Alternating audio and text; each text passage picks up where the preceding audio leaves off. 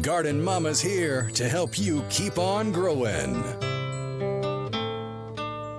Still the empress of everything green. Here's your horticulture maven, Garden Mama Nellie Neal, on SuperTalk, Mississippi. Welcome, welcome. This indeed is November. How did we get here? What in the world? Hey, Lance, how did we get to November? What happened? I don't know. A minute ago, we were just eating chocolate, and it was Halloween, and here we are. I'm still eating chocolate. I don't know about you. No, not me. Not me. Do you wait and do you throw it all out, or are you like me and you? No, pull I hide out it from myself. Well, then a year later, you open it up. It's got the little white powder. No, it doesn't last that long. You want to eat. It does not last that long. No. True story. My son, who is not a candy eater, would put his Halloween pumpkin in the third shelf of his closet when he was a little bitty boy. And once I found the neighbor's kid, of course, she was a withholder and would not let her children have any chocolate. He was in the shelf eating the candy at like 10 o'clock in the morning when he should have been somewhere else. I don't know where. And she got mad at me. No. He broke in. You held out. Come on. Of course we collect pennies for UNICEF, but we don't not eat. Come on. Crazy stuff. But that kind of sets the tone. Some people eat all of it. Some people don't eat any of it. Some people save it. Some people put it in the freezer. Mine just lays around until somebody, gets interested. Butterfingers need to go in the freezer. I'll eat all those for you. Are you dangerous? I mean, people love you get put on the spot and they say, "What's your favorite candy?" Milky Way. Everybody's, there's so many people that say Reese's. Like, Kim, I mean, it's so original. By the way, he's bleeding peanut butter today. Original. It is all about the peanut butter. Well, this is the truth, y'all. The best chocolate that no one gets but me is the brand new Hershey's collection of the little different kinds. I like all those. But they're all dark chocolate. I like the dark. Please stick to the dark they're chocolate. They're all dark. There's less sugar in the dark. That's what I tell myself. It's like drinking a cup of coffee. That's all it is. Without any more sugar. Yeah, well, I put sugar Only in mine. a little bit. I put sugar. I sweeten mine. See, now y'all know more about us than you probably needed to. Welcome into the Garden Mama Show. You can hear that Mark Peaches Patrick is here. Lance is here, of course. Do we get to introduce? We'll introduce in the next hour. We'll let her. Mama de la Jardín. Sí. Dia de los Muertos. Yes, la de los Muertos. Listen now, this is for folks that don't understand why we think this is so cool.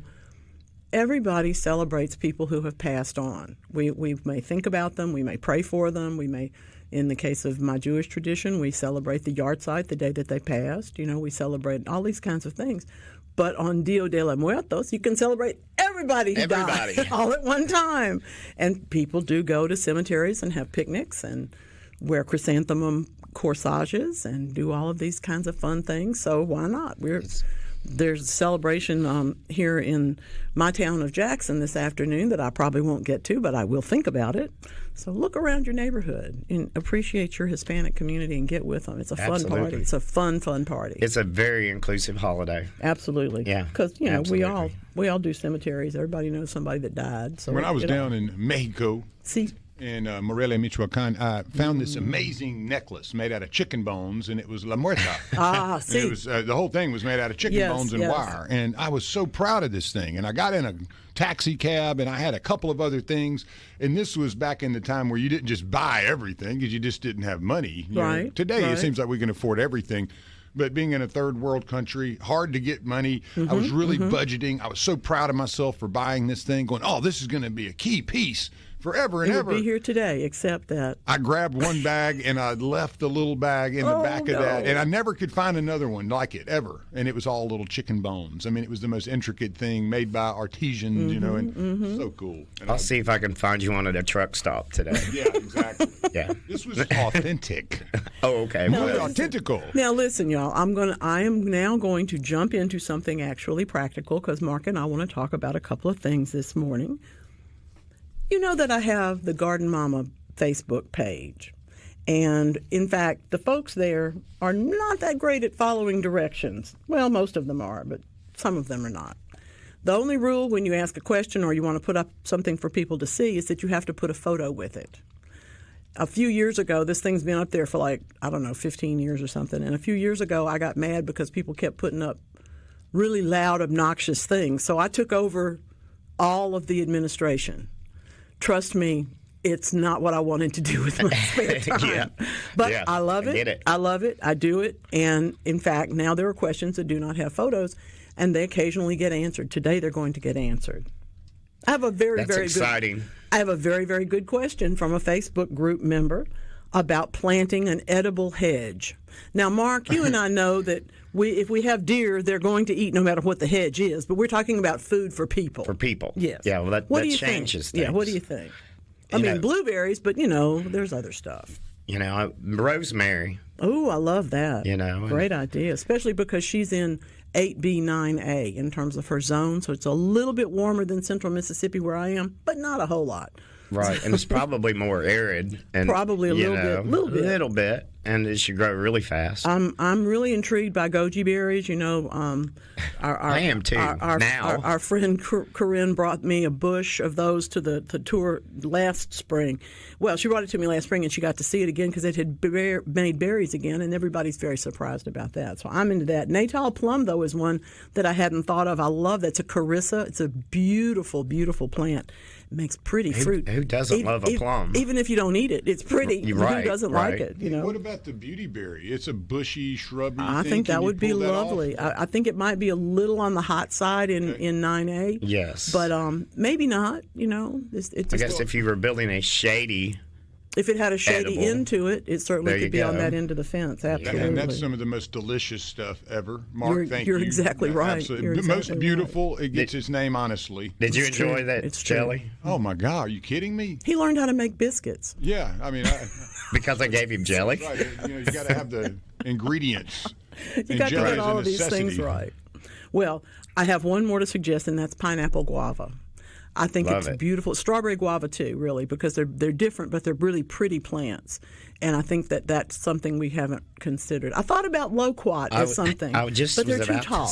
They're too tall. They do get quite large. They're tree form. What we're talking about are edible shrubs to be about 5 feet tall, not to be the hedge, but to be in front of a fence and obviously at the background of the garden and have an opportunity to have them for lunch or for dinner or for whatever she's doing. So I really like the idea of blueberries because they change color in the fall. Right. But I also really like a little bit more of an evergreen American cranberry or something like that. Some of those things. Well, if you're on a fence, you could also incorporate like thornless blackberries. Oh yeah, sure could. They wouldn't be any more than 5 feet. Right. So it's just something to consider. It's just some good ideas, and that's why people get into the Facebook group because they want to hear what other people think. Sometimes we get a chance to tell them. Yeah, I moderate 2 Facebook groups. I know you don't sleep though. I do. It can be challenging, and when you're doing a post on a Facebook group, include as much information as you can, because when you get an open-ended question and it's like the old days of retail, I have this plant with green leaves, and you're like, okay, can you tell me more? No, I can't. No. So my mother doesn't like it. That's one of my favorites. Yeah. I'm serious. I've had questions of all sorts, and that is not the information that we're looking for. I don't know your mama. I don't know what she doesn't like. But if you can tell me a little bit about the plant, even whether the leaves have points or whether they're clubbed at the end, these serrated. Things, any of these things are helpful to us. But you have to go look at them. Always reminds me of my friend who did not get eyeglasses and did not know she was nearsighted until we were in high school, and she spent the next 6 weeks staring at trees. There's a tree never there. Seen them. She'd only seen these big blobs. She had never seen these things, so it's pretty cool, pretty fun stuff. That's a pretty challenging question, though. I like that. She's right. She needs some ideas about it. Edible shrubs, edible landscaping is really something that we ought to think about more, I think. I believe that if we are not thinking about where we can put other things to eat, we talk about dwarf pomegranates and dwarf figs and dwarf citrus. She could grow all of those. But in zone 9, in zone 7A, in zone 9A, 8B, either one of those are going to get big. You're going to be pruning a lot of the time. So I don't know about that one. She could use bananas down there. Too tall. Too tall. Okay, I'm sorry. Too tall. He's still dreaming about Halloween. He is. I am. That banana costume, I'm telling you. Was that not the best? That was really something. I have another question from the Facebook group that I think is kind of interesting, and I wanted to take the opportunity to tell people a little bit more about using social media. Don't put so much of yourself out there because these are not actually people that you know.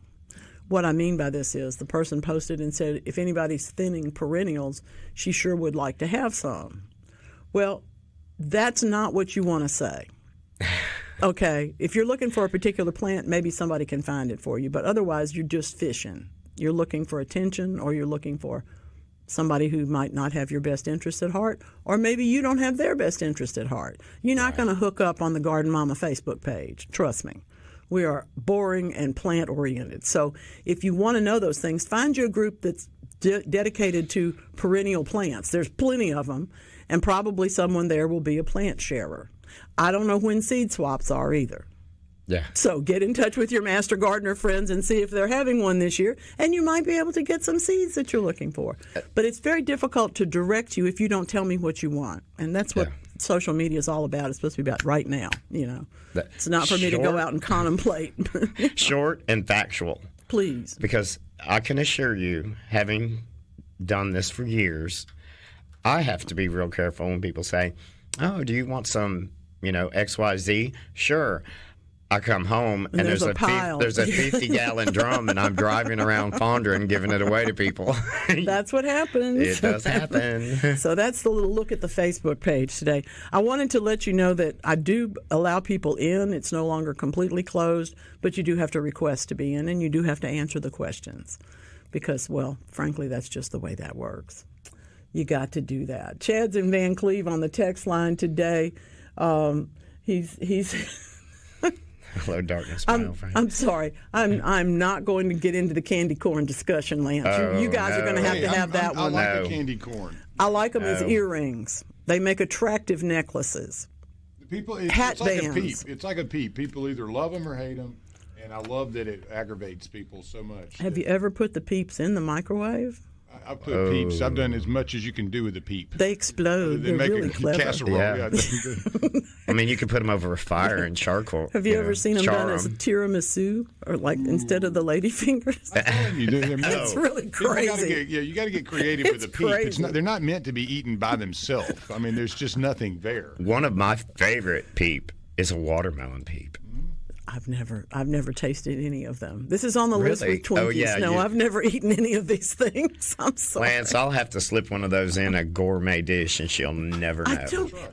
I'm so simple. Don't tell her. If it's not over processed, I'll probably eat it. But Well, I'm really. It is a process. I'm a big pain. I know The that. whole thing is process. How much work goes into making a peep? I don't know how to tell you this, Mark, but there's pictures of you on my feed in your banana costume. I don't know if we're not going to put those up. We're going to save those for next year. There was a lot of people that saw me in a banana costume. In the rain. It's good. It shed water, too. It was very handy. It was a little wet. I hung it on the front porch to dry. Is that a personally owned costume, or do you have to return that somewhere? No, that is mine.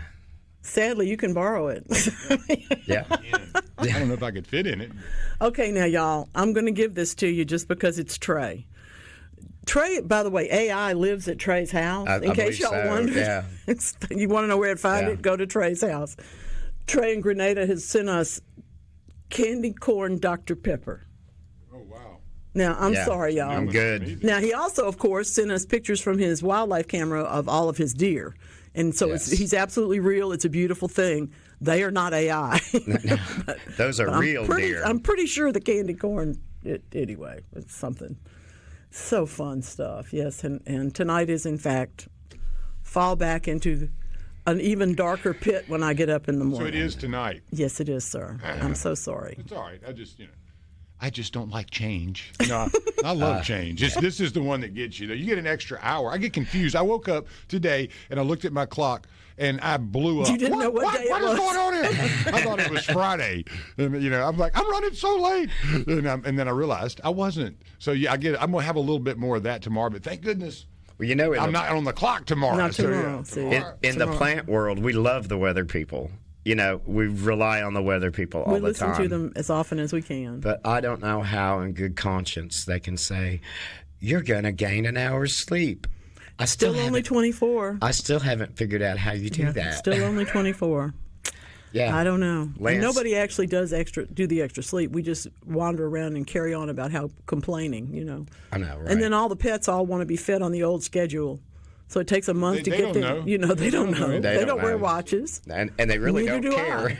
I.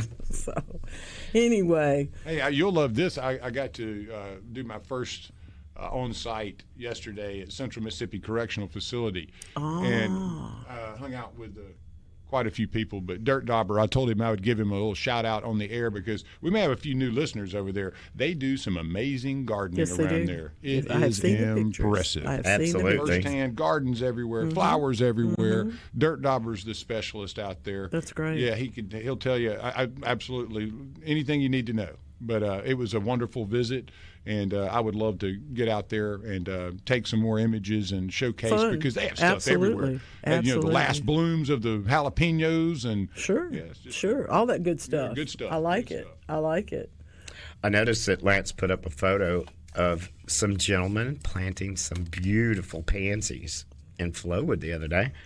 And it what did I tell you it was? Which one it was? Watercolor mix. Oh, that's a nice one. Yeah. Kind of a pastel. It's the hot one now. Remember antique shades? Oh, yes. Those were very popular pansies for a good period of time, and now we've moved on, kind of. Yeah, we have moved on. How many colors of pansy are there? Because All of them. Yeah, it's terrible. is it just the LSU people that love them then? Because No. it seems like yellow and purple. But I mean, I love the yellow Oh and no! purples. I But you can get I them can in all give you kind of right colors. now pictures of red ones I took just yesterday. Yeah. No, there's pansies. Pansies are pretty. The main difference in pansies is whether they have faces or whether they don't. Okay.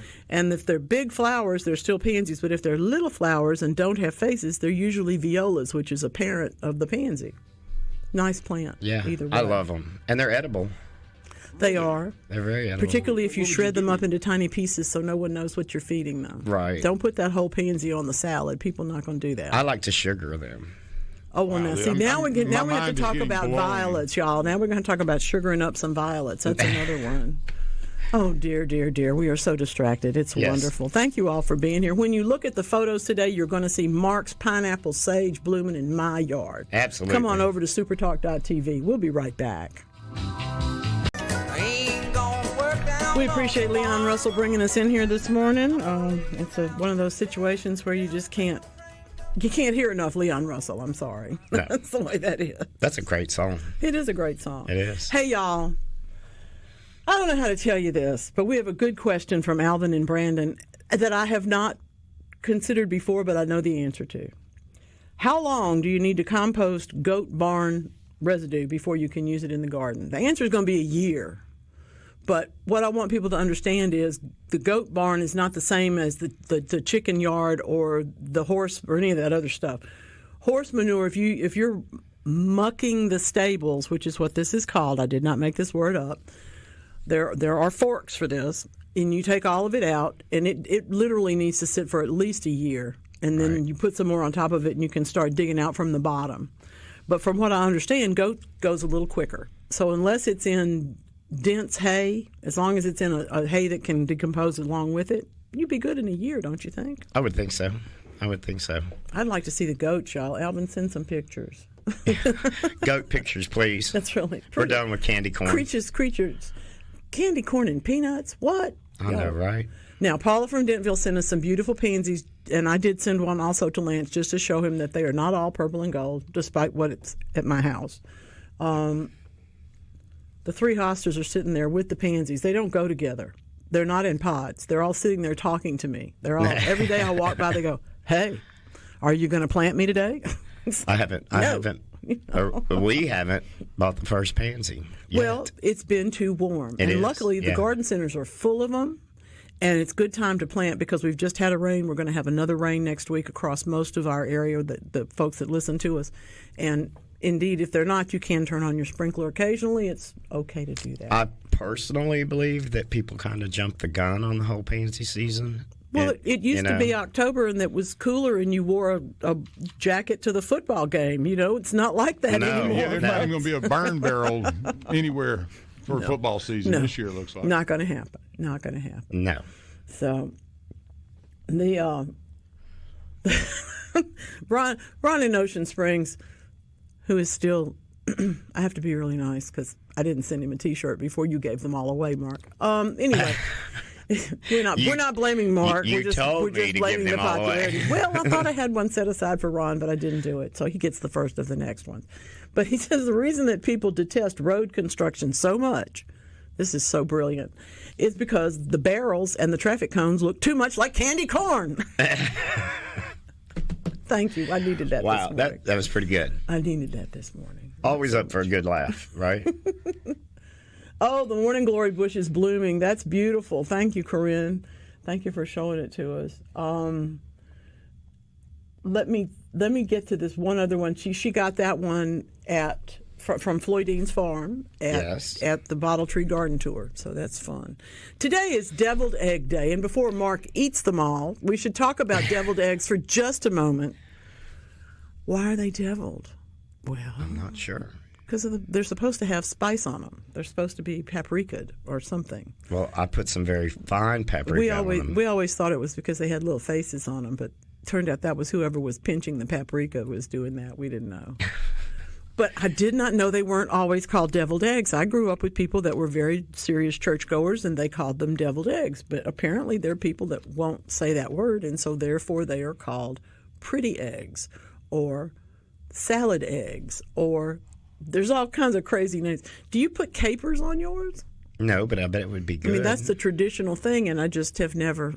I'm been reading an article, but since I discovered today was Deviled Egg Day, I had to read about. There's a person from New Orleans who has the biggest collection of deviled egg plates. Right. that exists. That's impressive. It is, because they're pretty. That's impressive. I've actually put shrimp in mine before. Absolutely. Well, they're known as stuffed eggs, dressed eggs, curried eggs, salad eggs, mimosa eggs, Russian eggs, and my favorite, pretty eggs. Pretty eggs. I think that's so funny. Why would you call them that? Well, because you don't say the word devil. Mm-hmm. Interesting. Interesting stuff. They are delicious, however, and if you need recipes, we'll be happy to send you several. We can do that. mamaonair@yahoo.com. I'm always interested to see how they look on the table. I can eat one a year, so I'm not likely to make too many deviled eggs. But I actually was threatened that if I brought all the deviled eggs to the show, I would be in trouble. You wouldn't be able to go home after you. Yeah. I had to leave a few behind. I love that. Well, that's really fun. That's the thing. We get into something. We get into something that we like. People are already talking about Christmas, but let's not jump over Thanksgiving. Come on. No. We got great food, beautiful plants, ways to decorate, all kinds of wonderful things going on that I really think is the best. Oh, angel eggs. That's another good one. Angel Thank eggs. you. There See, you go. This crowd knows some stuff. They absolutely do. Really fun. That's beautiful. Angel. I hadn't thought about that one. Interesting. I did not know. There's so many things I don't know. There's just so many things I don't know. What state produces the most turkeys? Oh, dear. I'm going to give you some options here. I drove across Missouri once, and it seemed like it was all turkeys. Yeah, so this is what you got. You got options between California, Minnesota, Iowa, Missouri, Arkansas, Indiana, Virginia, and North Carolina. We grow a lot of turkeys. All right. We're the world's leading provider. Wow, I turkeys. Did not know that. So who is the biggest producer of turkeys in the world? At one state does way more than anyone else. And it's one you wouldn't kind of consider being a turkey producer. Arizona. Minnesota. I started to say Must be good weather for them. They slaughter 42 million pounds of turkeys every year. Wow. And that's 10 million. And we appreciate that. Yeah. All up the river, too, the west side of the river. That's Turkeyville. Well, I can tell you that you knew you were coming upon the turkey farms in Missouri before you got there. Oh, yeah. Absolutely. Yeah, I'll be passing Is it like a a few. big chicken farm? And they stuff things with the feathers. There's whole operations there that I don't see in chicken farms. But I'll they be do it passing in a turkey few farms. in Yes, the you next will. 8 hours. Yes, you will. Yes. If you're heading north, wave. You'll see Mark flying by. You'll see me fly by. I'm excited. Well, it's a great weekend for a trip. It's a great is. weekend to be out driving. And It is. speaking of that, next Saturday, Ken Hackman will be here. All my bird friends are going to be so happy to hear that. He will be in here.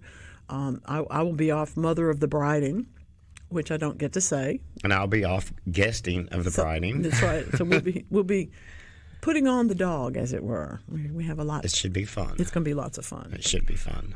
There are the flowers, the food, the people. It all comes down to how happy are those two people.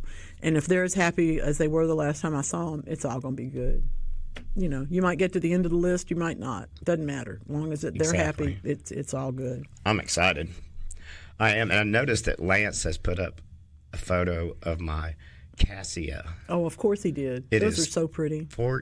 That's a good watch. Casio, fine watch. I'm kidding with you. I want to point out the other photo that's up at this moment at SuperTalk.tv because Brian's pink is not Clara Curtis mums. Yes. Okay. And don't tell my neighbor that I'm going to take a cutting because the ones that said Ryan's pink are actually Clara Curtis in the trade that we discovered this year. But it's because they're just a slightly different color. Yes. And they have a little bit more vigor as a multi-stemmed thing.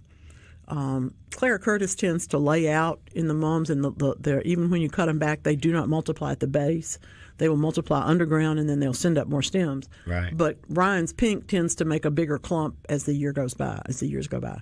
And so it actually acts more like a regular perennial, which is probably why it's not as popular. I had them both in my little small bed, and I excommunicated the Ryan's pink because I'm really partial to Clara. Mm-hmm. It's just a bigger bloom to me, and I like longer. the growth habit better. It blooms longer, and it does make a more interesting picture, you know. Yeah, I love it. They're both beautiful. If you have an opinion, we'd love to hear from you. Yeah. Do you have an opinion about Clara Curtis? Or Country There's Girl? the planting of the pansies. Yes. I'm sure that, you know, there's all kind of people that take pictures of other people leaned over gardening, and you've got 1, 2, 3 in this one picture. I got all of them. That's pretty clever. Yeah. 4 maybe. Anyway, but that's what we do. We love to see other people doing some gardening, doing some installing, especially in public places, because that's what we all see. Exactly. If you invite me to your house, I might get to see your backyard, and I know it's grand, but I'd love to drive down the street and see some of the same flowers and plants and have it be pretty. So that's fun. Put it out there in front of the world. Exactly. And, you know, pansies in public places where there is artificial light, a lot of people don't realize that they are very light sensitive. That's true. And the pansies underneath a street light will be way prettier. It's true. Than the ones in a dark garden. We don't want to tell you this because we'd like you to think that we can all grow the same, but sometimes we need that help. We need just a little assistance out there. And you know what else? Their bulbs will bloom sooner, too, because usually we plant the pansies with either daffodils or muscari or something in there, and I just think bulbs are so important to all of our gardening efforts that I want to make sure you understand. It's not just that we want you to plant flat pansies and maybe snapdragons that are 2 inches taller. Get the tall snapdragons, get you some daffodils in there, make a scene, out of that pansy bed. Get some thriller in there, as they put it, Exactly. And a plant that they were planting with those pansies, it's just way overlooked, is Eurysum. Oh, yeah, that's a nice plant. A.K.A. wallflower. Mm-hmm. Wallflower is pretty, but it doesn't get used very much. It doesn't, and you probably will not find it in a big box store. You're going to probably have to ask your local garden center to please carry it and give it a try because it smells amazing. It is. It's lovely. And it's like cornflowers. You won't find it, but you can grow it from seed. Right. So it's not that difficult. It's one of the things that really and truly we have so many opportunities to introduce plants in public spots like that. Exactly. Somebody else will go, wait a minute, and drive back by and look at it, want to grow that thing themselves. I noticed in one public planting this week that I was next to, they did not trim off the cannas after they bloom, so they had the beautiful seed pods on them. They make cannas, they'll make a wonderful round seed head that's very attractive as long as you're not looking for the flower. It's a different thing. I thought, well, that really looks good. I hope they don't take those off immediately. That's another thing, of course, that we talk about taking off and spray painting to, do a little decorating with. Yeah. We saw something very intriguing yesterday, y'all. The wonderful Christmas trees are starting to go up. Very intriguing. It's early.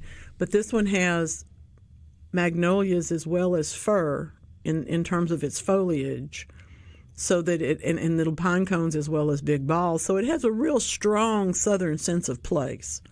And I want people to understand that, of course, you can, I want you to go and buy a real tree. I get that you don't always do that. It comes out of a box and you in the attic and you put it up. I understand all that. But you can still personalize it. You can still make it more yours and more Mississippi, Louisiana, Alabama, whoever you're listening from. You can go out in your yard and get something and add to it. And I just think that makes a tremendous amount of sense. That decorating a Christmas tree is a lot of fun. Can be. It can be. Or it can cause, hate and discontent, depending on who's working together. It's always an argument about the lights. Then there was the year that my mother brought home the silver tree with the pink spotlight. And no one said a word. I just went No. and looked at it. Do you still have that tree? No, but if I did, it would be worth a lot. Oh, here are the goats. Alvin sent the goats. The goats. So pretty, older, cute. Oh, my goodness. I love that. What a good-looking goat. My gracious, they're so sweet. That's adorable. There's a lot of cute baby animals in the world, but baby goats are adorable. Baby goats are precious. They are. Oh, now that's funny, Paula. That's really funny. I don't even know how to describe this. It's when you're going to have to look up at supertalk.tv to see. And they are, in fact, dahlia tubers. Anyway, you'll see it and then we'll talk about it. You will see it and then we will talk about it. Oh, my goodness. You know what? It's really a fun time of year. Not only are we still looking at some summerish things, obviously I've got a whole lot of flowers in the ground that are going to get cut next week for the wedding that are summer-ish, fall-ish. I'm glad we didn't plant cornflowers because they would be burned up instead. They would not be there. But instead we've been able to get some perennials, some of the sunflowers, but also some of the perennial rudbeckias, black-eyed Susans, that wouldn't have bloomed if there hadn't been this long period of time. So that's kind of fun. It's different. I want to see photos before they're cut. Well, we'll have to try and arrange that. I have a little bit of an interest in that. We all do. We also know, and by the way, if you grow your own flowers for something, you better do this too. Be sure you know somewhere you can go pick up some more, because you never know what's going to happen. Yes. We always have to have plan B. Sometimes plan C. I think we're going to slip away, but we got a little more time to talk. I'm going to pick Mark's brain about what's going on in his garden. It's so busy. I don't even know how you take care of all of that, but we're going to talk about that right after this. We'll be back. Yep, all the old men are in here today singing up a storm. It's great. We appreciate that very much. Can we talk to Ed? He's not an old man. Can we go to Oxford for a few minutes? Hey, Ed, what you planting today? I've got some things that need to be dug up and replanted. Uh-huh. And I'm sort of like the people you talked about earlier. I don't know the name of anything, and so it's kind of green leaf. But anyway. What color's the flower? Spider lily. Yeah, what color's the flower? Red? These are spider lily. They're like the naked lady, or surprise lily, whatever you want to call them. I'm really not that bad, but anyway. No, I know you. You're not. You garden more than you want. The green is about 6 to 9 inches up. That's great. But I've got to move them away from the magnolia tree because it's got so large it's shading them and they're not blooming anymore. When can I dig those up and replant them in other places? Did you get some rain this week? Do that again? Did you get some rain this week? Oh, yesterday. Good. You can do it today then. You can do it today. Okay. What we don't want to try to do is dig up bulbs out of dry ground because then we end up not only working too hard, but we also can tear up the bulbs. So if you can go out from that clump about 2 inches around that clump of leaves and dig, you'll get the whole thing up. Then you can divide them after you get them out of the ground and take them wherever you want to take them. But don't try to dig them up individually. Dig up the whole clump, okay? Because there's a bunch of bulbs under there, and it'll work better for you. Oh, tons of them. As soon as we have... The other thing is, I've got a bush, and this is where I don't know the names for things. Okay. Probably 5 foot tall around, whatever you want to describe it as. Orange flower. It's lost its leaves already. and I need to dig a couple of those up and move them. The mother plant's still there, but these have spread out 5 or 6 feet away from it. Okay. And I need to move them. If they've lost their leaves, then they're ready. They're as dormant as they're going to get. And if you've got the new site prepared for where they're going to go, if you've dug that and you've got that ready, those can also be moved. We generally say that the best time to move anything from one place to the next in the garden is between November and February. And so you're right on time, especially since we just got some rain. You're in good shape to do that. But just make sure you prepare the other soil first in case, you get to an area and it turns out it's full of tree roots or doesn't drain or something. Work on that first and then go ahead and just go for it. Yeah, I'm one of those horrible people that digs a hole in the ground, throws it in. If it's supposed to grow, it will. Well, you're a much more optimistic individual than I am. I realize my wife has spent more time mixing soil and sifting it and checking the balance. Well, do her plants do better than yours? Do the ones that she does that to work out better? Oh, well, she has a little more luck than I do. Well, I think you win then. You get to do what you want to do, and you still get the flowers because she does the other. So, I think it's okay. I like that balance. What I don't like is when somebody comes and tries to tell me what to do and doesn't listen to me tell them what to do. Okay, we can't. So since y'all have got it worked out, I think that's great. Sounds wonderful. Send me some pictures. Exactly. If you want me to identify it, by all means, send me a picture when it's in bloom next year, and I'll be sure to let you know what it is. MamaOnAir@yahoo.com. That'll get to me at my desk, and we'll figure out what it is. Okay? Well, I've been with it so long that I watch you grow from, now, which button do I push? What do you mean we've got to do this stuff over the internet? But I'm not that good. I still remember the day that I walked in and the entire studio was upside down from how I had learned to use it. That's been a long time, but it was a big day. So I come from the world where you pick up the handle off of the one album and you put down the other one and you say, that was Pink Floyd, and that was my entire radio job at that time. So lots has changed, thankfully. Thank you, Ed. Have a wonderful day. Take care. I use the key punch machine on the computer. See, exactly. We come from the same era. That's exactly right.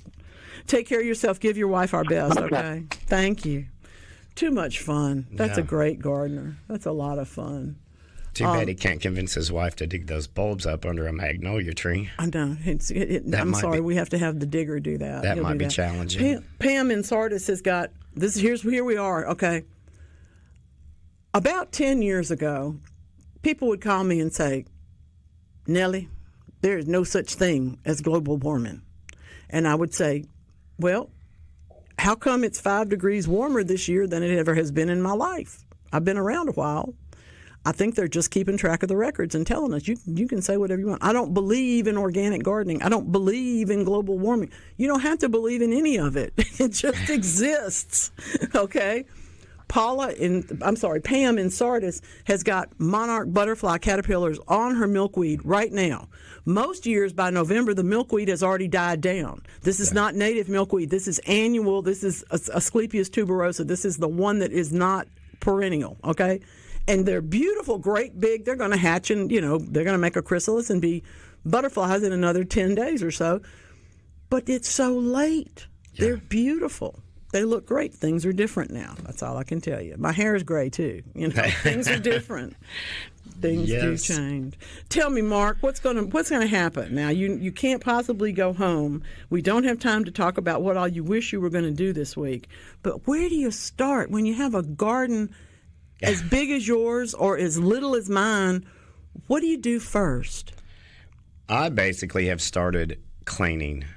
I have so many tropicals, and if I wait till they freeze and have to clean them up, it's a mess. Yeah, a lot of them melt. So it's nasty. So that I don't anger, the compost pile or the garbage man, I do it a little bit at a time. All that grooming. It's a lot of grooming. Do you dig up tropicals? Do you leave them in the ground? What do you do? Luckily enough, our garden is kind of a microclimate per se, and I don't have to dig them up. But I mulch heavy. and I had a lot of natural pine straw from the pine trees. Some of it, my elephant ears and banana trees made it through that horrible freeze a couple of years ago. My goodness. The first year back, they were, a little lame. But they had to spend some time gathering themselves. Yes. And getting my lantanas pruned down, especially the ones that I know will come back, deadheading. And, it's just time to groom a lot of stuff and get it ready to put it to bed. Do you stop mowing at some point, or do you mow all winter off and on? Well, last year I overplanted ryegrass, and I had to mow a little bit. That does make a difference. I won't make that mistake this year. A sprinkling rather than... Yes. Yeah. So, unless we have Indian summer and, the grasses pop up, I will stop mowing, and I usually, I built an entire garden out of leaves that were mulched and where I had a small burn pile, and I just mulch them up. Unfortunately, we have so many trees, I do have to bag some up and dispose of them, but I try to use the biggest part of it. Y'all have heard me talk about my leaf pile that's the size of a Volkswagen. If Mark did his, it would be the size of a van. I've done it. There are photos. There are photos. But it does make great compost. I mean, there's no question about that. It does. Thank you for being with me today. You're so welcome. We got to get out of here. We got to let you go. Tell your mama and them hey and all that sort of stuff, and we'll see you when you get back. And I'll get you some beautiful pictures of the Ozark Mountains while I'm there. Oh, how wonderful. I love it. And all right now. and all of that. Thank you very much, folks. Listen, we got questions for the next hour already starting to pour in here, and we will handle them when we get back. Y'all, come on now. This is the Garden Mama Show. Welcome. This is the Garden Mama Show. It is my great pleasure and honestly a privilege to be here. Those of you who have been kind enough to be in the retinue, in the world, in the gardening gang for a number of years, probably know that this is the most fun that I ever have, is to have the opportunity to talk with all of y'all, talk about plants, and kind of get in here and see what's going on. But I got to tell you, there's really beautiful weather for gardening and lots to do. We have yes, Jim sir. has a question for you. Jim's on the line. It's a white oak question, and he is ready to go. Hey, Jim, what's going on today? How are you? Well, if I was any better, it'd be illegal. I mean, I'm here. I'm happy as a dead pig in the sunshine, and I'm ready to go. I'm getting ready to plant my turnips and mustard today. Yeah. But I got a question. I got a giant white oak beside my house. I mean, it's about 5 foot through the base of it at the bottom. Mm-hmm. And on the other side of the tree, which you can't see from the house, it's the beginning of a hollering out. The bark's gone. Yes. There's beetles getting into the tree. Yes. Is there anything I can do to get rid of that stuff and like put a mortar mix or something over that to keep it from them getting back in it? Jim, here's the first question. Is it going to fall on your house if it falls over? Yes, ma'am. Okay. Then you need to call the Cooperative Extension or the Forestry Service and get a professional to come out and look at it and tell you how big of a danger it is, because it is a problem. I have. I'm looking at the same thing right now. My sweet olive has a chunk out of the bark, but it's a trunk that I can cut off. So I'm going to cut off that one trunk and try and save the rest of the tree. But if it's the whole trunk and it's got a hole in it, people will try to put cement in it. People will also do things like just fill it with every kind of with an insecticide that will control beetles, and then basically just seal it up, either with a landscape fabric, or sometimes they'll do something that's more permanent than that. But that's real iffy unless the tree's problem is small enough that you know you can keep it. So I'm going to say ask for some advice on site first, and then you can make up your mind whether to keep it. Those things can work that you're talking about, either filling it up with something or putting in the insecticide, what we kind of call a depository of insecticide inside of things. Sometimes can work, but it's just a matter of how far gone it is and how bad a shape the tree is in. I don't want you to get hurt. Well, I've got two oaks, and I got 7 oaks. I don't have no pines. I got all oaks, red and white oaks. Mm-hmm. And I got a red oak that's beginning to do the same thing.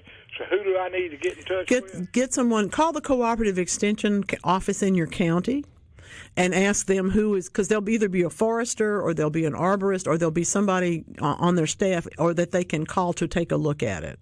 They're really good about bringing the professionals to bear for you. I can't drive down and look at it myself. I got stuff to do. But somebody needs to look at it in person. Okay? I'll do that first thing Monday morning. Thank you, Jim. Appreciate it. Every Saturday. Let me know how it goes. Every now and then. You're the best. Thank you, Jim. Good to hear from you. I appreciate that. That is so important. If the tree that you're worried about can fall on your house or on the people or on the cars. I have been waked up in the middle of the night when the cedar tree keeled over in the highway in front of my house, okay? And there were people out there trying to figure out what to do. We didn't know that one was going to come down. That's one of those that just heaved out of the ground. But if you see that there's a problem, it might be like my dogwood. I didn't even know dogwood trees could get borers. Well, I sure lost one to it. And indeed, that one could have fallen on somebody else's car because it was at the edge of my property onto the street. Well, had to take that one down. It couldn't be solved. Sometimes we can fix these things, though, and a professional can let you know whether or not that's possible. So I'm all in favor of that. A couple of questions that came in on the text line at the end of the last hour. I love this one. When I plant my tulips, can I put pansies on top of them? Absolutely. I will tell you, though, this is the place to use, everybody's got, I shouldn't say everybody.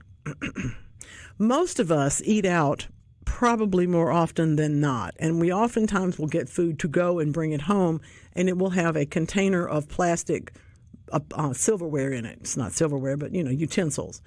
Those are perfect for this project because you're not going to use them to eat with. They're going to sit in the drawer and take up space.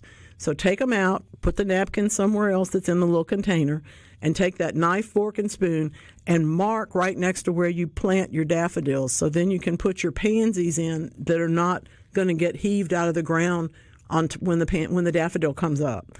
The pansies need to be in their own spot. You don't have to put the daffodils in any particular arrangement. You just need to know where they are. And I find that plastic utensils are perfect for that. Of course, then you're going to go back and take them out because they're not that attractive. But it is a really good way to use that, to use your mind as a way to lay out the plants. You know where you're going to put them, and when you put them where they can get along with the other things that are there, it's a win for everybody.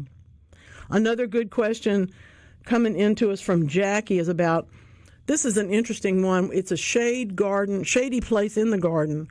The soil is kind of gravelly, and she says that also that's where the water comes off, I would guess, the roof. Anyway, it sheds water into that space. So what can she plant there? She's looking at shrubs. Now, there's a few things that could take that much water, but I'm going to say, why not go for some of our native fern, like the holly ferns, southern shield ferns, some of these others that are perennial and tough as nails. You could use a dwarf bamboo, not a big bamboo, not a running bamboo. A dwarf bamboo would work in this because it can take that water. And another plant that can take all that water is cast iron plant. They will not be as big as shrubs, but they will be, 3 feet tall or something, and we'll be able to take those conditions as the water comes and goes. I think that's important to consider. There's, and it does drain, she says, which is the only reason that you can grow anything. Oh, Trey, that's beautiful. In my in my own space where the sidewalk, y'all have heard me talk about this before, the sidewalk and then the hell strip and then the street. And the hell strip in other parts of my neighborhood has beautiful muley grass blooming right now with those lovely pink flowers. And yes, it's a native grass, and yes, it can take water, but it can't take the amount of water that the poor construction of this particular drain has made happen at my place. So I have nothing growing in mine except for whatever happens to pop up because it stays soaking wet. It's super wet right now, and then it'll get super dry. So it's a question of what the area does, and in the case of Jackie's and Brandon, it will stay moist, but it does drain, so she's not going to have that soggy problem that I have in my space. So that's why I would suggest some of these bigger kind of blousy perennials, but things like herbs and cast iron plant I think are good ideas for that. They'll make it and do a good job for you. We got a phone call here for you from Miss Paula. Had a question about some plants. It's wintertime. Hey, Paula, how you doing today? What's going on, sweet? I'm doing well, Miss Nellie. How are you today? Wonderful day today. Good, it is. Beautiful. Well, I'm getting ready to bring in my house plants, and most of them I'm going to have to house in the garage. And I need to know about grow lights. Mm-hmm. What type of grow lights I should use, so I can get them through the winter. All right. Do you have electricity in there, or do we have to bring in fixtures too? I do. I have electricity in there. Okay. Do you have bulbs, or do you have like fluorescent things, fluorescent tubes? I have fluorescent. Ooh, good. Are they 4 feet long, the fixtures? Yes, ma'am. Ooh, excellent.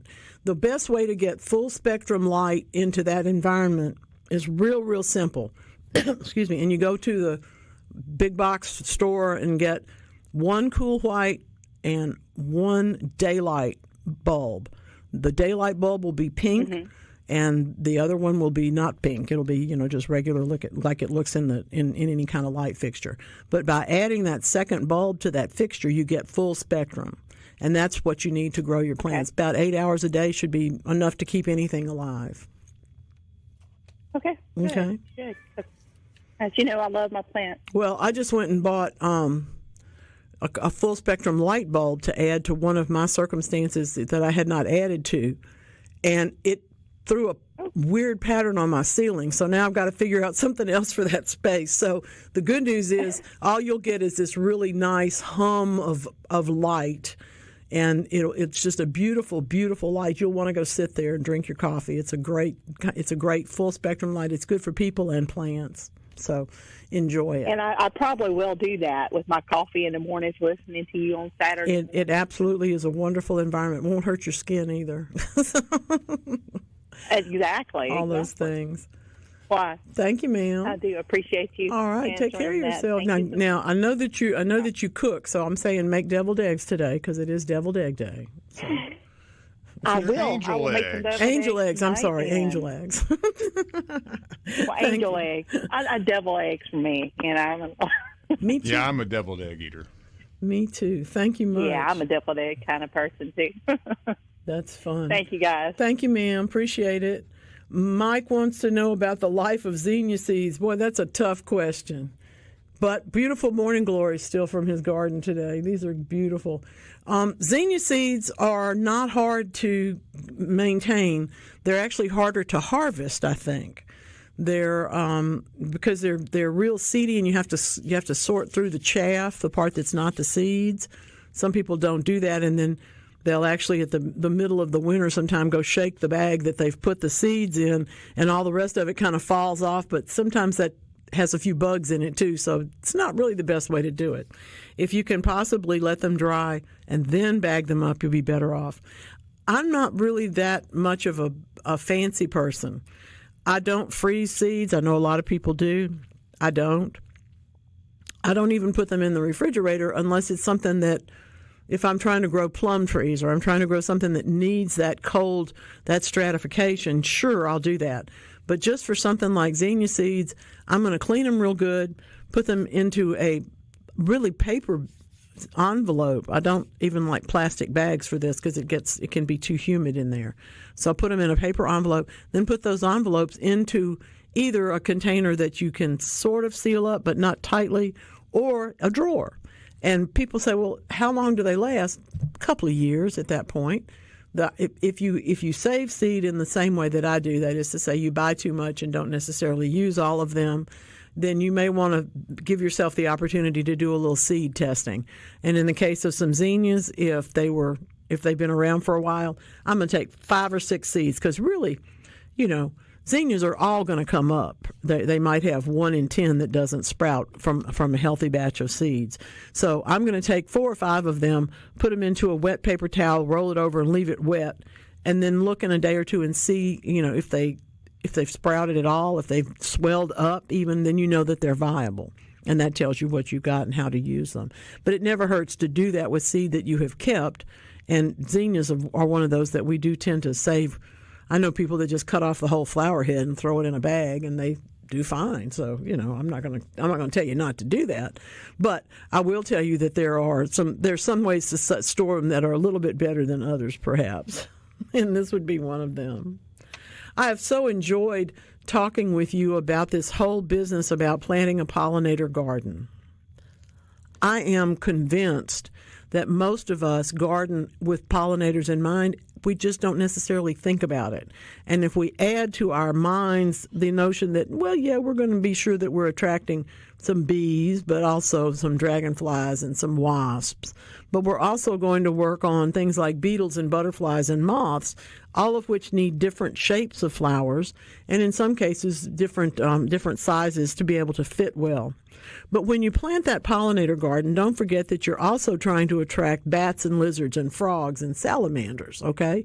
We need those little critters. Some of them are just nothing more than just moving the plants to make the nectar more available. Sometimes they're actually eating it themselves. But oftentimes they're eating the critters that we don't want in our garden, so that helps too. I'm a big fan of lizards. There's one in my big room right now that I'm trying not to let the cats find, because I noticed that he was eating something on one of the houseplants. I have houseplants in my house already, some of which were gifted to me and some of which are mine. So I'm having to look around and see who's there. And I did get in one lizard, but I also got in a couple of aphids. So I think he's going to take care of that, which is the good news for me. That diversity of flower types and flower shapes and colors always makes a difference in the pollinator garden. It's also important to remember that there are 4 seasons and at least 4 heights. You've got ankle high, you've got knee high. You've got what my mother would call waist-deep in zinnias. You know, you can get those flowers to be really tall. But you also have things that are taller. You've got your shrubs and your trees, all of which are participants in this pollinator garden. Today I'm really into the bulbs because I think that not only are we all thinking about planting more bulbs, but it's also one of the things that we don't necessarily think about digging up and dividing, and sometimes it's necessary. Fall is an excellent time to do that. The Asiatic lilies that I planted 3 years ago and then a few more 4 years ago have done beautifully. But they have filled their bed, they have multiplied, and quite frankly, I need to put something else in there. So I'm digging those and potting them up. Going to see how they make it. I don't really have another place to plant them, but I know that I want them because I love seeing the ladybugs underneath those leaves. They're hiding out there in the early spring, even in the midsummer, because sometimes those are the only really strong leaves in that part of the garden. If you understand that we're growing for the pollinators in 4 seasons, you know that we not only need the resting and nesting, but we also need a place for them to hide from predators sometimes. And in that case, extra leaves, even after the flowers are finished, can be a big help to that. I'm a big fan of bearded iris. I'm a big fan of Louisiana iris. I'm a big fan of roof iris, the ones that are kind of low and lean in one direction. I don't know if you've grown those yet. But all of those have a different set of attractiveness. And in fact, if you're growing an area that you're going to intend to be mostly perennials and annuals for pollinators, I think you need the irises at least as much for the statement that their foliage makes. Their leaves are going to be pointed and tall and stand there the rest of the year. So I think it's a really, really great opportunity for you to use them. Of course, there's cannas and elephant ears and crocosmias and crinum lilies, the lycoris we talked about, and the muscaries. Don't overlook the bulbs when you get busy in your pollinator garden. You're going to want them, and they'll be glad to be there because guess what? You plant them, and they don't need a whole lot of care. All right, now, I see where we are, and I have to look at the clock. Oh, we have to go away, but we will be back. This is the Garden Mama Show. It's been a long, long time. You know it's been a long, long time. He won't turn the camera around. No, I don't want people to wreck. They don't have any idea how happy I am. One of the reasons is watching you dance. It's some joy. Dancing. Thank you, Trey. Sweet Potato Festival, Vardaman, Mississippi today. 51 years of tradition. And all you need is seriously, a sweet potato. Seriously. It doesn't even need butter or anything. No. Those are additions that are welcome. Delightful. Cinnamon's potato, a good thing, but a good sweet potato by itself, thank you very much, I'm happy. And that is the place you want to be. It's like watermelons in Smith County. It's the sweet potatoes in Vardaman, kudzu in North. Oh, yeah, we're not talking about kudzu, right? We can make wreaths and we can cure alcoholism with them. That's right. And make more jelly. Make more jelly. Come on now. They're pretty, too. Yeah. Kudzu gets such a bad rap. It does. It's a beautiful plant. I wish we could tame it and figure it out. Well, the good news is people are spending their entire careers trying to do just that. The same people that spent their career figuring out how to bring it here and then all ran away because they realized what a mistake it was. It is beautiful. And yes, those places were eroding. Mm-hmm. But anytime we introduce something en masse like that, I posted this week about the tallow tree. You know, it's beautiful, but it chokes out the native habitat. It chokes out everything. And therefore, everything that is dependent on the native habitat, that would be the critters, they don't have anything to eat. If anybody has a mature tallow tree like I do, and this thing is throwing out more shells of the seed. They call it popcorn tree, and it sounds so innocent. It's exactly that. And I've been bombarded. The squirrels about 2 weeks ago started cracking everything open and just dropping them on you. You know, they were just sitting there having the best time. Hawk's looking up. You know, he sees him up there. They're aiming for his nose. Right. And then about a week after that, they all started opening on their own and dropping. And it's the worst thing ever. Yeah. And I'm going to have to get that pruned I found, out. You know, my big containers that I grow flowers and things in are mostly the compost that I've made myself. And yes, 25 years ago, there was a tallow tree on my property, and I cut it down, and it has not been there. Every year, there's one seedling somewhere. This week, it came up in the flowers next to, well, actually, it was next to the walking onions. Yeah. But anyway, it was like, what? How do these seeds? Well, seeds are amazing, and they survive. I found one in my grits the other day growing. See, there you go. I mean, that's how resilient they are. But they really, it's the most amazing tree. Of beauty and all that, but it puts out some junk. Well, there's a good reason why people wanted to bring it, and it's what we don't know that hurts us sometimes. If you're bringing a plant that's more aggressive than what's in the environment already, and it tears up the space and reduces the habitat for the critters that are already there, then you say to yourself, well, how come we don't have any more X, Y, or Z? You know, why aren't there any more of those things? Why aren't there any more ladybugs? Why aren't there any more butterflies? Why aren't there any more this or that? Because nothing could eat anything. Now, that's not what the tree necessarily shades out, but the tree shades out the critters that would ordinarily have been through there and would have been picking up seeds and whatnot and running them around, and other things would grow, and that produces the food for the creatures that live there naturally and the ones that wander in. We don't get to do that when we end up, particularly in the waterways in South Mississippi, for example. Tallow tree will choke it right out. And it's just that prolific. So please, y'all, please pay attention. I got a good question here this morning. This came in from Maryland about planting hibiscus trees here in Mississippi. She's gardening in, I believe, in Zone 8. And so I'm going to tell you that unless you're on the Gulf Coast, the tropical hibiscus trees that you think of with the big classic single flower are not going to be hardy. We grow them all over the place in containers and grow them as annual plants anyway. But one of the things that we can't do is to give them the opportunity to overwinter, because they're not going to make it unless you're on 9B in the deep coast, as we say, the far coast, okay?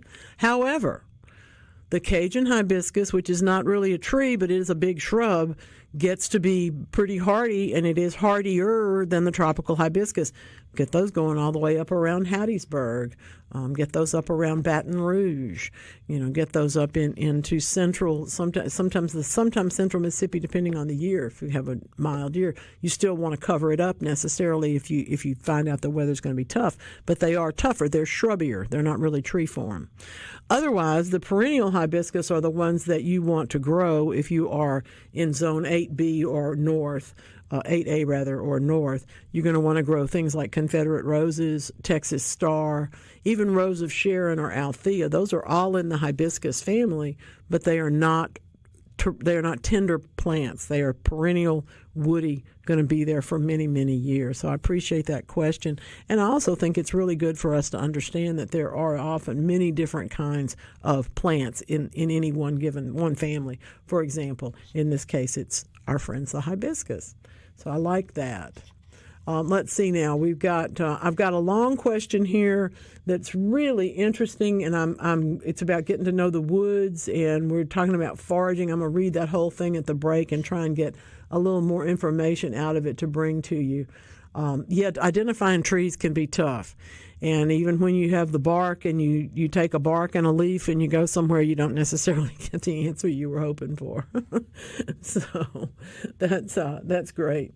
Well, that's really good, though. Yeah, it's time to start figuring out where the plants all go.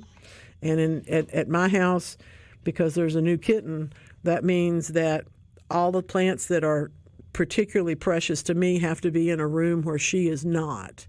And that is, well, it means that it's crowded. And when you see the pictures today of the rack of begonias in my office, you recognize, if you've seen my office in other pictures, there's nowhere for them to be. But that's because I've moved everything else out. And if you have to move a little furniture, do that. If you have to get a few things changed up, do that. Because you really do want those houseplants to have a place to be before it turns so cold outside that you're turning on your heat and bringing in the plants all at the same time. Those of you in the Memphis area have probably already made the move, and I appreciate it. I made the move because I don't know when it's going to turn, and I don't know where I'm going to be. So I had to do all of that, had to give it all an opportunity. Let's talk about yucca plants. This is interesting. Are they hardy outside in Madison, that is central Mississippi? I suspect that they are. Here's the caveat. Like so many things, we have a native yucca. It's called Adam's needle. It's in bloom right now, has big white flower head on it that's just gorgeous. It has a particular moth that comes and pollinates it. It's a beautiful, beautiful plant. That one can take just about anything. It's, as I'm fond of saying, I think you could park your truck on it for a few months and it would still be okay. But you've also got to understand there are a lot of other yuccas that are in the trade. And they are going to be native to areas that are a whole lot better drained, if not warmer, than here. Therefore, if you've got real good drainage, the chances are greater that the yucca is going to make it. If it has been planted properly and the crown is not buried, it's going to do better. So those are all the issues around yuccas. But you can also always identify the one you have, look up the information, or send me the complete scientific name if you need to do that, and I'll be more than happy to help you figure out which ones are going to be able to withstand the weather. I say that. Who knows? We've already got a mild winter predicted, but when you're putting a plant into the ground forever, quote unquote, you don't really want to have to guess how cool the winter is going to be. You want to know more about the plant. So I'm all for that. I think it's an interesting point of view, though, a really interesting question. One of the questions that has come to me a lot lately is how come all these leaves are falling off so fast? And it's kind of an odd, it's an odd phenomenon, but as the weather has been so dry, we have not seen as much fall color. I was in a friend's yard. The red maple has just kind of, Japanese maple has just kind of turned sort of color, but it mostly got brown and the leaves fell off. The dogwood, though, has held on to some of it, and the colors are very pale.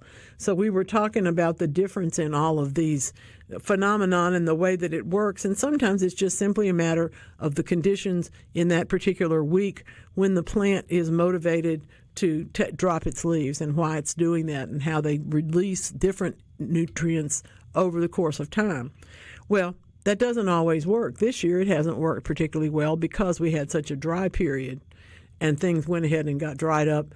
And indeed, the temperatures got a little cooler, a little bit, and the next thing you know, the leaves are falling off. The good news is it's all ready for composting. I'm not going to say that I know who painted pictures on those dahlia tubers, but I have to say that it's somebody with more time than me, and it's really adorable. Cats in the garden are cute today too. I love all of that. It's just fun stuff. Y'all are tickling me. You got so many good things to do. I guess I should have done this before Halloween. You know, I'm such a bat person. We talked a little bit about how we could try and figure out what's happened to the bat population. But in this particular situation, the research is being mostly done in Canada. And somebody sent me a note. I think I had mentioned this before. And I said, how come Canada? I said, well, I don't know how come Canada. But there are much more vulnerable species of bats in the United States And this whole business of having the white nose syndrome has not invaded some of the areas in Canada. They believe that it is because of the diversity of the bat species.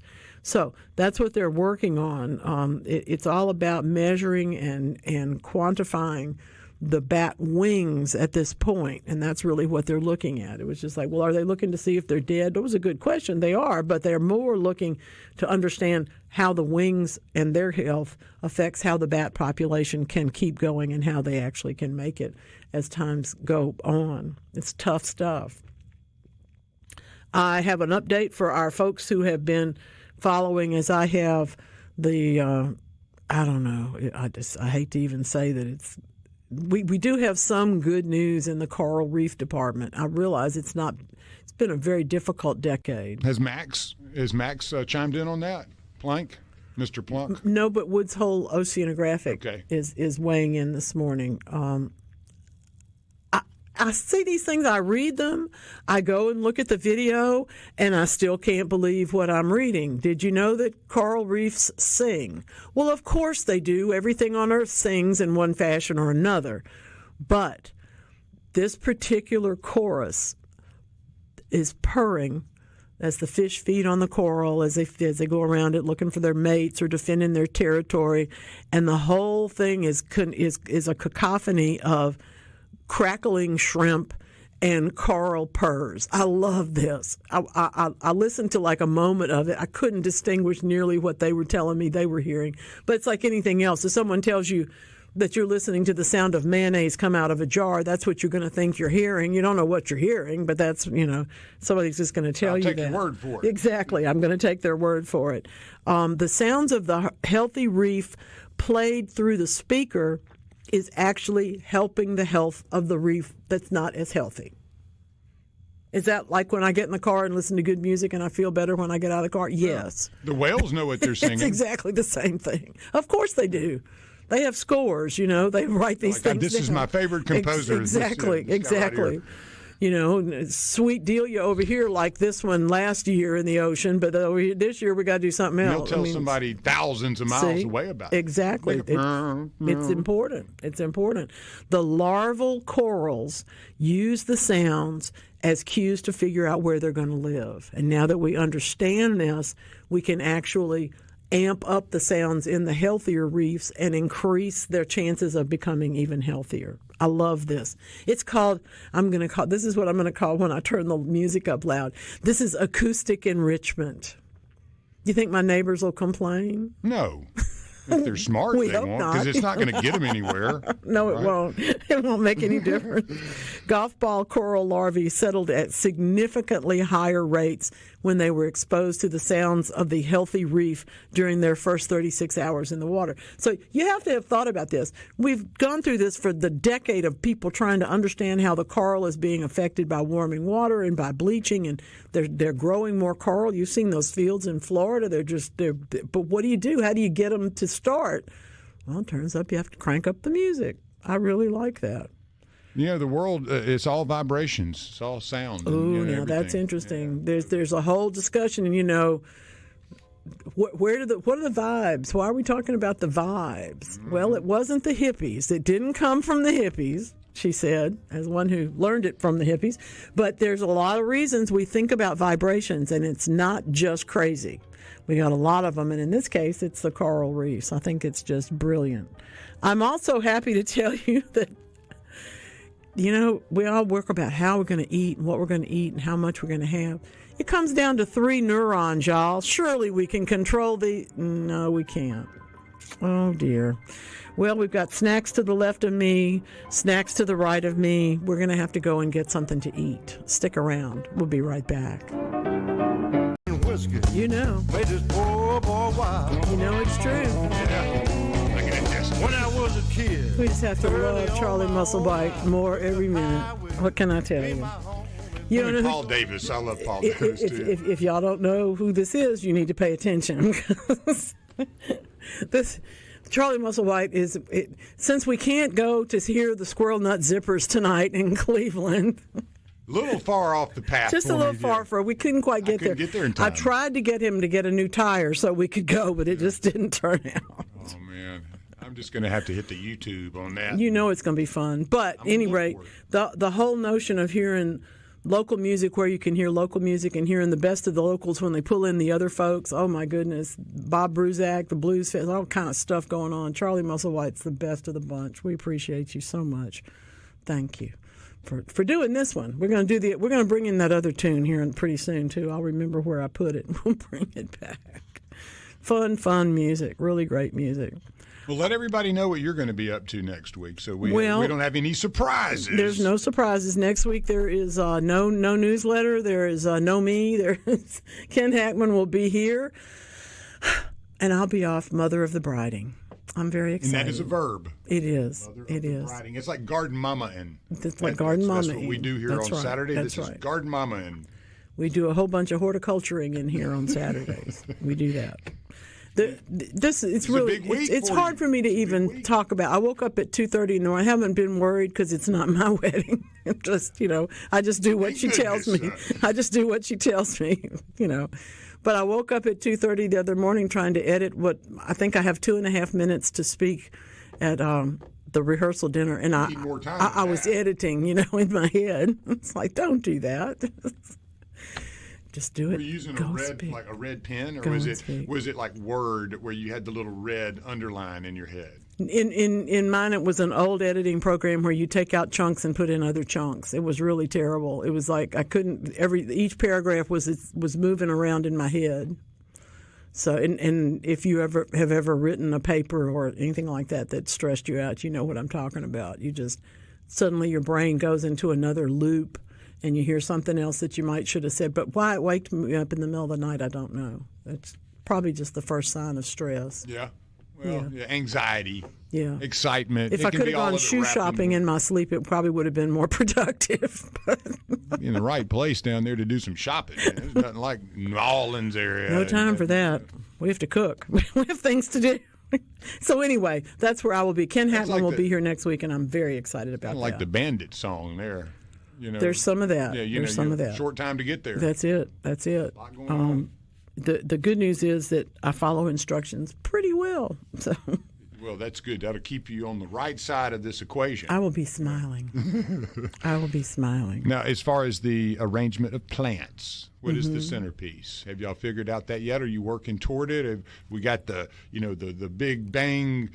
I know you got a flower arrangement. Yes, we have. The flowers are coming from the farm in Carthage, okay, and they're being joined by flowers from the farm in Baton Rouge, and also we've been preserving the flower heads from golden rain trees, and so for those of y'all who know golden rain trees, they have the beautiful red heads. And they're yellow flowers, and then the seed pods are pinkish red, and that's what we're preserving. So we're using all of that. It's going to be very southern. No magnolias. As far south as you can go here. But anyway. Just about. So if you want to talk about that sort of thing, if you're doing a wedding, for example, next summer, next spring, and you want somebody to take a color palette and create the right varieties for somebody to grow locally for you, I'm the one. So get in touch with me and I'll help you do that. mamaonair@yahoo.com. It's not you want a happy bride. That's all I can tell you.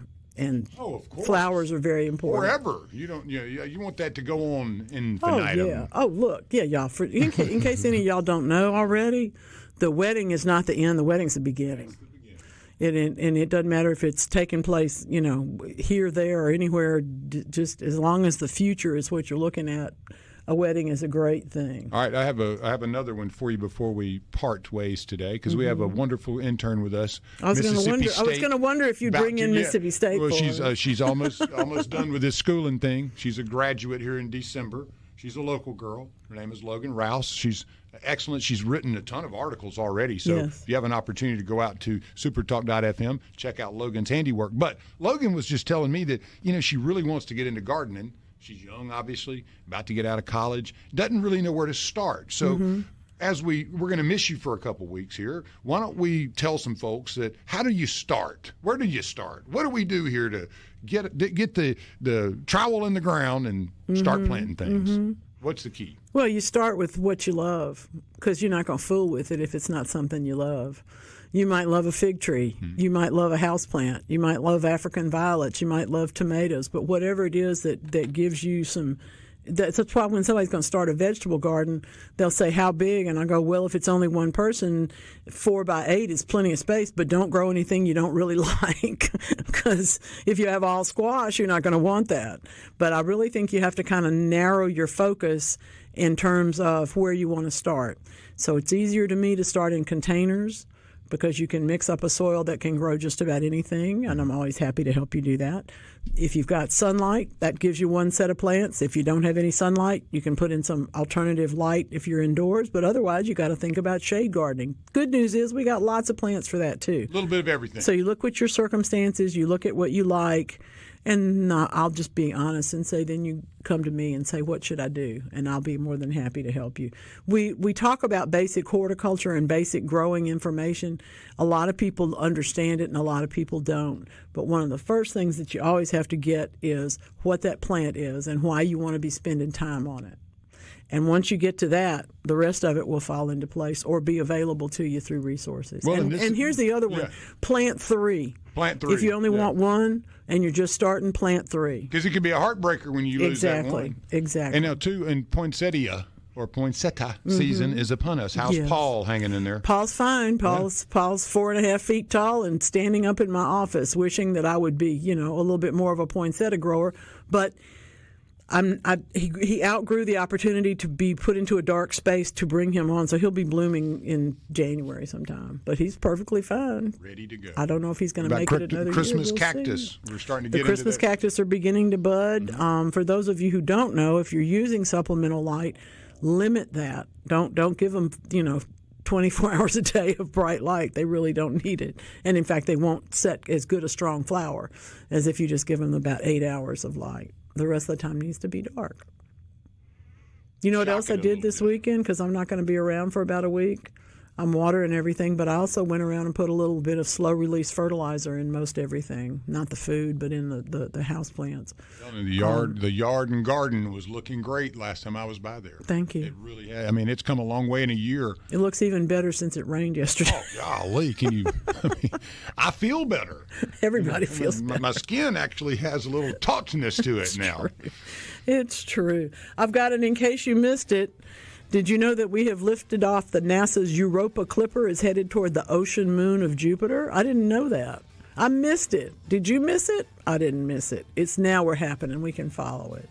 I'll be back, not next week, but the week after. Thank you very much, Lance. Thanks ahead of time to Ken. Thanks to Mark. We'll see you after the wedding. The Garden Mama Show is a production of SuperTalk Mississippi Media. Download past episodes at supertalk.fm and contact Garden Mama anytime at mamaonair@yahoo.com. Thanks for choosing The Garden Mama Show.